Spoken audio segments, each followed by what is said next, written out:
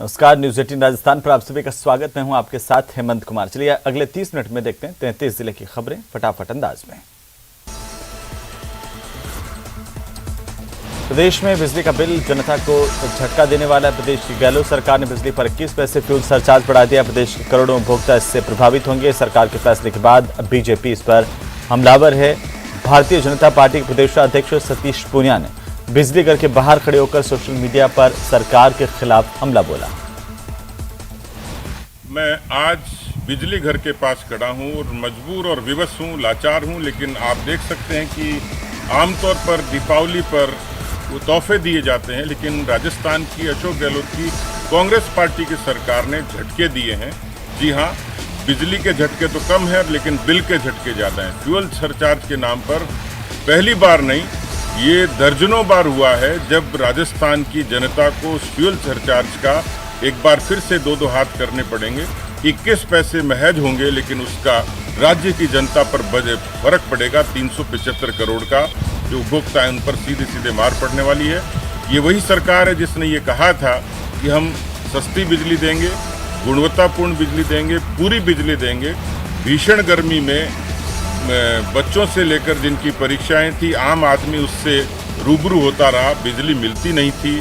ये सच है कि कांग्रेस आई और बिजली गई, ये जुमला सच है, चरितार्थ हुआ। लेकिन जिस तरीके से अब जब फ्यूल सरचार्ज की मार पड़ी है, मुझे लगता है कि राजस्थान की खासतौर पर महिलाओं का बजट बिगड़ा और महिलाओं को अब इस सरकार की शक्ल बिगाड़ देनी। 400 करोड़ की लगभग उपभोक्ताओं के से पैसा वसूलने का काम कर रही है। कोयला खरीद के अंदर संस्थागत भ्रष्टाचार सरकार करे, कोयले की दरों के अंदर अंतराय, वेरिएबल कॉस्ट के नाम पर फ्यूल चार्ज के पैसा वसूल करे। मैं समझता हूं अब तक राजस्थान के अंदर जो डिस्कॉम ने औसतन 69 पैसे प्रति यूनिट का लिया है इन्होंने पिछले 4.5 सालों में, ये सबसे बड़ी बढ़ोतरी है।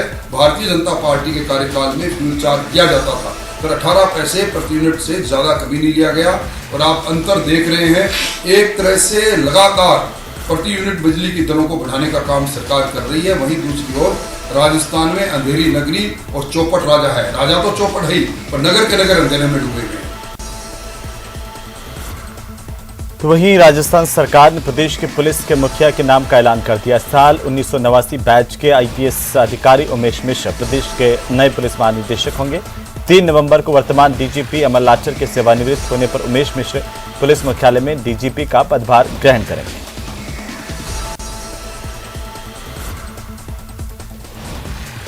रीट भर्ती परीक्षा 2022 में लेवल 2 के 6000 पद घटाने का मामला शांत होने का नाम नहीं ले रहा। रीट भर्ती से जुड़े अभ्यर्थियों ने लेवल 2 के घटाए गए पदों को फिर से बढ़ाने की मांग को लेकर शिक्षा मंत्री बीडी कल्ला से मुलाकात की। शिक्षा मंत्री से मुलाकात कर अभ्यर्थियों ने इस बात का विरोध किया कि पूर्व में सरकार की ओर से बताए गए पदों में से 6000 पद आखिरकार क्यों कम किए गए। अभ्यर्थियों ने अपनी मांग के संदर्भ में शिक्षा मंत्री कल्ला को ज्ञापन भी सौंपा।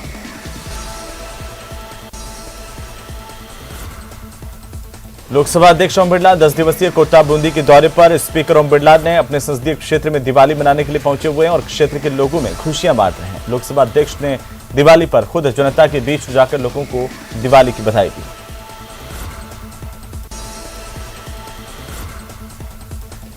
अजमेर में शिक्षक संघ सियाराम ने जिला कलेक्ट्रेट के सामने प्रदर्शन किया और सरकार ने संविदा कर्मियों को नियमित करने के जो आदेश जारी किए थे उन आदेशों की खोली जलाई। शिक्षक संघ सियाराम की ओर से आदेशों में व्यावसायिक शिक्षा से जुड़े संविदा कर्मियों को इसमें शामिल नहीं किए जाने का विरोध किया है। आज हम राजस्थान शिक्षक संघ सियाराम के बैनर तले जितने भी व्यावसायिक शिक्षक हैं वो यहाँ पे आज सरकार के द्वारा जो भी आदेश निकाले हैं उनकी होली जलाएंगे। और सरकार ने जो पंचायत सहायक और अन्य संविदा कर्मियों की जो अभी आदेश निकाले हैं, ये मात्र एक छलावा है। इन्होंने किसी प्रकार का कोई इनको लाभ नहीं दिया गया और व्यावसायिक शिक्षकों को इसमें सम्मिलित नहीं किया गया है। इसलिए हम आज सरकार के द्वारा जो आदेश जारी किए हैं उनकी हम प्रति जलाएंगे। दीपावली पर कार पर 1 लाख पटाखे लगाकर ब्लास्ट करने वाला एक नौजवान है जो चर्चा में है और अलवर जिले के बांसुर का रहने वाला ये लड़का आईआईटी की पढ़ाई करने के बाद यूट्यूब की ओर इसने रुख किया। इस वजह से मैंने सोचा कि यार इस समय पे YouTube जो है ना वो शायद एक ऐसी चीज़ है जो कि मैं स्टार्ट कर सकता हूँ। और यहाँ पर क्योंकि कोई पैसे की ज़रूरत नहीं है, अपने फ़ोन से वीडियो बनाई जा सकती है। तो मैंने उस तरीके से यूट्यूब स्टार्ट किया और छोटी छोटी वीडियो क्लिप्स पहले मैं बनाता था, जिसमें पहले तो मेरी आवाज़ भी नहीं होती थी। और जैसा अभी मैं कैमरा के सामने आपसे बात कर पा रहा हूँ, मैं पहले ऐसा बिल्कुल नहीं कर पाता था। मैं बहुत ही ज़्यादा इंट्रोवर्ट था, कोई भी चीज़ बोलने में मुझे बहुत ज़्यादा हिचक होती। पहले देखो ये होता था कि पहले मैं भी गवर्नमेंट जॉब्स की तरफ भागता था, ये सच है। तो फैमिली का प्रेशर भी होता था कि पढ़ लिख करके बड़ा होकर के जॉब करना है, गवर्नमेंट जॉब करना है ओबियसली। तो जब से मैं क्रेजी XYZ में जुड़ा हूँ, तब से मैंने सिर्फ एक ही चीज़ नोटिस करा है कि अपने पैशन को पहले नंबर पे रखें। पैशन होता है जिसमें आप काम करना चाहते हैं, जिसमें आपको मजा आता है, इंटरेस्ट आता है जो काम करने में, तो वही चीज़ ये हमारा चैनल करता है। अमित भाई कर रहे थे, हम लोग देखते थे पहले भी, तो हमें लगा कि हमारे अंदर भी वो चीज़ है और हमें भी करना चाहिए। लोगों को हम और चीज़ें दे सकते हैं और हमारे अंदर का जो पैशन था उसको भी कहीं ना कहीं एक मंच मिलेगा, लोगों को हम पहुंचा सकते हैं अपनी। मैं भी पहले ऐसे मतलब घर वाले कहते थे कि जॉब कर, रिलेटिव्स भी कहते थे जॉब कर। फिर मेरे को थोड़ा इंटरेस्ट था वीडियो एडिटिंग में और काफ़ी चीज़ों में, इस चीज़ में फील्ड में। तो मैंने अमित भाई से कांटेक्ट किया, तो अमित भाई ने बोला कि हाँ ठीक है, अगर तुझे कुछ बनना है, तुझे कुछ अच्छा करना है। ओंकार सेवा संस्थान बीकानेर की ओर से राजस्थान के 33 जिलों के लिए शुरू की गई सनातन धर्म यात्रा का 21वां पड़ाव डूंगरपुर में है और इसके तहत मुख्यालय पर महासभा की ओर से गांधी आश्रम स्थित राम रोटी भवन में 7 दिन की भागवत कथा होगी। तो जैसलमेर से लगती अंतर्राष्ट्रीय सीमा पर पाकिस्तानी घुसपैठिए भारतीय सीमा में आने का लगातार प्रयास करते हैं। धूल भरी आंधियों और कोहरे के समय घुसपैठिए अक्सर भारत में घुसने की कोशिश करते हैं। भारतीय सीमा की जासूसी के लिए इन दिनों इन लोगों ने ड्रोन से जासूसी करने का नया तरीका इख्तियार किया, लेकिन बीएसएफ के जवान ड्रोन से निपटने के लिए पूरी तरीके से तैयार हैं। जो पाकिस्तान हमारा पड़ोसी देश है, वो हमेशा इस फिराक में रहता है कि किस तरह से भारत में गड़बड़ियाँ पैदा कर सके। और अभी जो नई थ्रेट निकल के आई है जिसमें वो ड्रोन का प्रयोग करता है नापाक अपने इरादे पूरे करने के लिए, और उसको नाकाम करने के लिए आपने जैसे देखा कि हमारी महिला प्रहरी जवान रात में दिन में हमेशा अलर्ट रहते हैं, और कोई भी ऐसी नापाक हरकत अगर हमारे पड़ोसी देश से होती है तो इसको हम ख़त्म कर देते हैं। उधर पोखरण के रामदेवरा में एक कार बेकाबू होकर पलट गई और इस हादसे में 5 लोग घायल हुए हैं। हादसा फलोदी सड़क मार्ग पर खारा गांव के पास हुआ। सूचना पर हाईवे पेट्रोलिंग की टीम मौके पर पहुंची और गाड़ी से घायलों को बाहर निकलवाकर अस्पताल पहुंचाया। करौली में सर्किट हाउस से कुछ दूरी पर ही चोरी की वारदात हुई। सर्किट हाउस से 10 मीटर की दूरी पर अज्ञात चोर चंदन का पेड़ काट कर ले गए। बड़ी बात यह है कि सर्किट हाउस में 24 घंटे गार्ड होता है, जबकि अधिकारियों के आवास पर भी सुरक्षाकर्मी हमेशा तैनात होते हैं। इतनी सुरक्षा के बावजूद भी चंदन के पेड़ को काट कर ले जाना एक तरह से पुलिस और प्रशासनिक अधिकारियों को भी खुली चुनौती है। कोरोना काल के दौरान ऑक्सीजन की कमी को देखते हुए आम जनता को पर्यावरण के प्रति जागरूक करने के लिए एक युवा साइकिल की यात्रा पर, और इसका उद्देश्य है कि हर व्यक्ति को पेड़ लगाने और पानी बचाने के लिए जागरूक किया जाए। उत्तर प्रदेश के गाजीपुर का ये लड़का साइकिल से यात्रा कर रहा है। अब तक कुल 15 राज्यों की यात्रा कर चुका है। अनुभूति है, आनंद की अनुभूति है। आज हम लोग सब जोधपुर मंडल से यहाँ एकत्रित हुए हैं, अधिकारी हैं, स्टाफ है, पूरा रेल परिवार है। कृतज्ञता से आज नमन करते हैं और आज एक रैली निकाल रहे हैं जो अपने आप में एकता को सिंबॉलिक कर।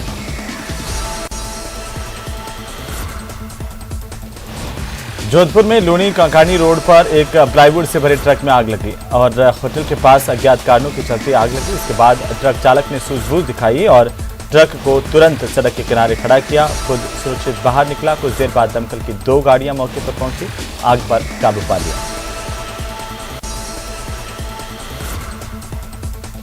फैजाबाद किसानों की प्रदर्शन की फसल बीमा के 27 करोड़ रुपए का भुगतान करवाने की मांग को लेकर लूणी क्षेत्र के किसानों ने जिला कलेक्ट्रेट के बाहर जोरदार प्रदर्शन कर धरना देना शुरू किया। किसानों का आरोप है कि लूनी के 4 पटवार मंडल क्षेत्र के किसानों को फसल बीमा का भुगतान रोक दिया गया है, जबकि अन्य क्षेत्र के किसानों को यह भुगतान किया जा चुका है। बसों और अन्य वाहनों में सवार होकर बड़ी संख्या में किसान जोधपुर पहुंचे।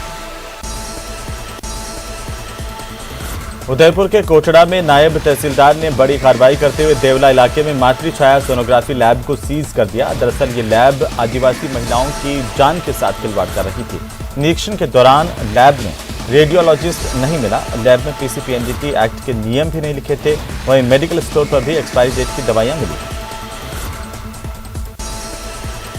भरतपुर जिले के रुदावल थाना इलाके के गांव जरीला में आवारा गोवंश के हमले से किसान की दर्दनाक मौत हो गई। सूचना पर रुदावल थाना पुलिस ने मृतक के शव का आरबीएम अस्पताल में पोस्टमार्टम करवाया, परिजनों को सुपुर्द किया। सुबह कंट्रोल रूम से सूचना मिली कि गरगोली राम पुत्र कृपाराम जाति जाटा निवासी जरीला की कोई आवारा जानवर के खेतों में कार्य करते समय मृत्यु हो गई है। इसकी सूचना पर कार्रवाई जारी है। झुंझुनू कलेक्ट्रेट पर अखिल भारतीय किसान सभा के प्रदेशव्यापी आह्वान पर किसानों की ओर से 7 सूत्रीय मांगों को लेकर प्रदर्शन करते हुए धरना दिया गया।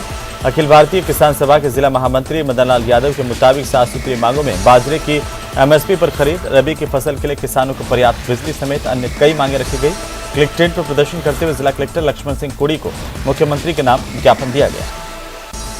पत्र को स्वीकार कराने के लिए, इनके मनवाने के लिए धरना दिया जा रहा है। नंबर 1, बाजरे का समर्थन मूल्य 2350 रुपये, उसमें केंद्र सरकार ने घाना भी नहीं की है, जबकि राजस्थान में पूरे भारत का 45% बाजरा पैदा होता है, उसको तत्काल शुरू की जाए। और इसके साथ ही बिजली 5 घंटे दी जा रही है, वो भी वोल्टेज सही नहीं है, कभी आती है कभी चली जाती है, इसलिए वो बिना किसी वादा के 7 घंटे किसान को जैसा वादा किया था दी जाए। और कांग्रेस सरकार ने वादा किया था 1, 2, 3, 4, 10 सभी किसानों का संपूर्ण कर्जा माफ का, तो संपूर्ण कर्जा माफ किया जाए। कलेक्ट्रेट सभागार में जिला कलेक्टर लक्ष्मण सिंह कुड़ी की अध्यक्षता में सतर्कता समिति की बैठक का आयोजन किया गया। बैठक में झुंझुनू सांसद नरेंद्र कुमार ने भी हिस्सा लिया। सतर्कता समिति की बैठक में जिला स्तरीय अधिकारियों समेत उपखंड स्तर के अधिकारियों ने वीडियो कॉन्फ्रेंसिंग के जरिए हिस्सा लिया। बैठक में जिला कलेक्टर, सांसद ने जनसुनवाई की और आम लोगों की समस्याओं का मौके पर ही निस्तारण किया। जिला सतर्कता समिति बनी हुई है, उसकी जो है बैठक थी। उसमें जितने भी प्रकरण हमारे पूर्व के दर्ज हैं उनकी समीक्षा एक एक करके की गई थी और परिवादियों को सुना गया था।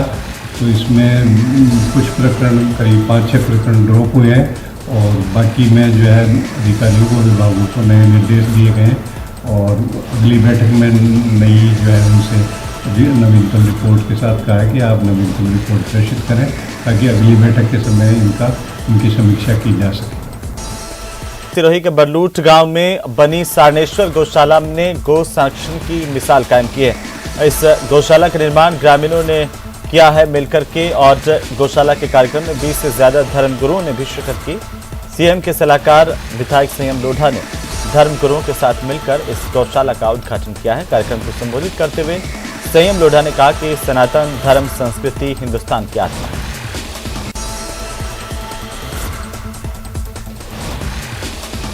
श्रीगंगानगर के डिस्ट्रिक्ट स्पेशल टीम और रायसिंह नगर पुलिस ने पशु आहार की आड़ में अवैध शराब की तस्करी करते एक ट्रक को पकड़ा। डीएसटी और रायसिंह नगर पुलिस ने ट्रक से 1150 पेटी अवैध शराब की जब्त की है।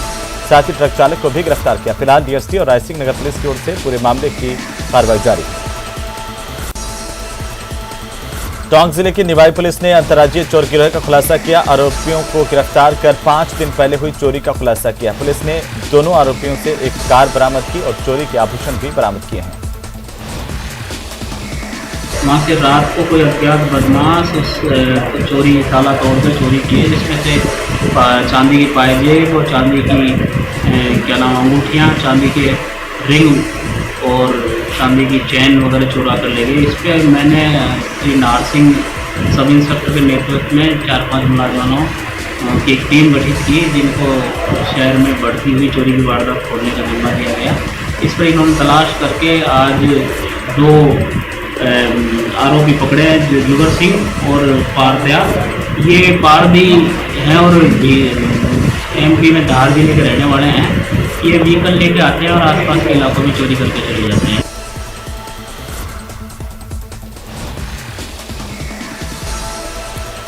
बारां जिले के अंतर तहसील के बड़गांव में शुरू हो रही भागवत कथा के पहले कलश यात्रा निकाली गई, जहां पर महिलाओं युवतियों ने इस कलश यात्रा में हिस्सा लिया। अलग अलग रास्तों से होकर के गुजरी इस कलश यात्रा पर लोगों ने पुष्प वर्षा की। 28 अक्टूबर से 3 नवंबर तक ये भागवत कथा चलेगी। धौलपुर जिले की सरमथुरा थाना पुलिस ने अवैध हथियार रखने वाले अपराधियों के खिलाफ कार्रवाई की है। वारदात करने की फिराक में घूम रहे आरोपी को एक अवैध देसी कट्टा और एक जिंदा कारतूस 315 बोर लेकर घूमते गिरफ्तार किया गया। आरोपी के खिलाफ आर्म्स एक्ट में मुकदमा दर्ज किया गया है। आरोपी से अनुसंधान जारी है। मुलजिम उदयभान उर्फ बॉबी पुत्र श्री रमेश चंद जाति मीना उम्र करीब 37 साल निवासी साधु का अड्डा तरवा थाना सरमथुरा को एक अवैध देसी कट्टा 315 बोर और एक जिंदा कारतूस 315 बोर के साथ गिरफ्तार करने में सफलता हासिल की है। मुलजिम आपराधिक किस्म का व्यक्ति है, जिसका पूर्व में भी थाने पर अवैध हथियार लाने ले जाने बाबत मुकदमा दर्ज है।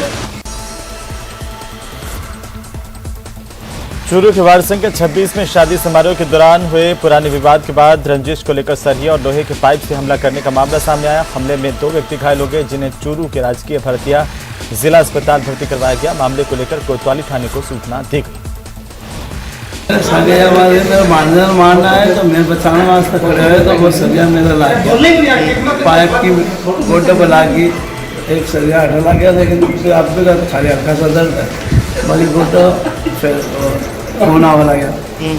बाकी 4-5 बार आगे गया मारना वास्ते बांधे लगा। आज भाई मैं बड़ा आगे जब बचाने वास्ते तो खड़े होना ही पड़े, बच्चा ने बचाने के चक्कर में हमारा लाग गया। राज्य सरकार की ओर से बिजली की दरों में वृद्धि करने को लेकर के विरोध शुरू हो गया है। भाजपा महिला मोर्चा की ओर से बांसवाड़ा में उदयपुर रोड पर अजमेर डिस्कॉम के सामने मुख्य मार्ग को जाम कर धरना प्रदर्शन किया गया। प्रदर्शन के दौरान बीजेपी जिलाध्यक्ष शीतल भंडारी, प्रधान निर्मला मकवाना आदि मौजूद रहे। तो चित्तौड़गढ़ में जिला मुख्यालय के सदर थाना इलाके में लगातार चैन स्नैचिंग की वारदातें बढ़ रही है और हालांकि 2 बार पहले भी चैन स्नैचिंग की कोशिश विफल हो गई थी, लेकिन इस बार बदमाशों ने वारदात को अंजाम देते हुए एक 65 साल की बुजुर्ग महिला को निशाना बनाया, सोने की चेन पार कर ली। चैन स्नैचिंग की वारदात सीसीटीवी में कैद हुई। पाली जिले के प्राथमिक, माध्यमिक, सेकेंडरी और मदरसा के साथ ही संस्कृत स्कूल में बच्चों के लिए पोषाहार बनाने वाली महिलाओं ने कुक कम हेल्पर संघर्ष समिति के बैनर तले मानदेय बढ़ाने की मांग को लेकर जिला कलेक्ट्रेट पर विरोध प्रदर्शन किया। इस दौरान महिलाओं की ओर से सरकार से 1752 रुपये प्रतिमाह भुगतान करने को लेकर के न्यूनतम मजदूरी दर से भी इसे कम बताया गया। इसी के साथ ही इस बुलेटिन में फिलहाल इतना ही।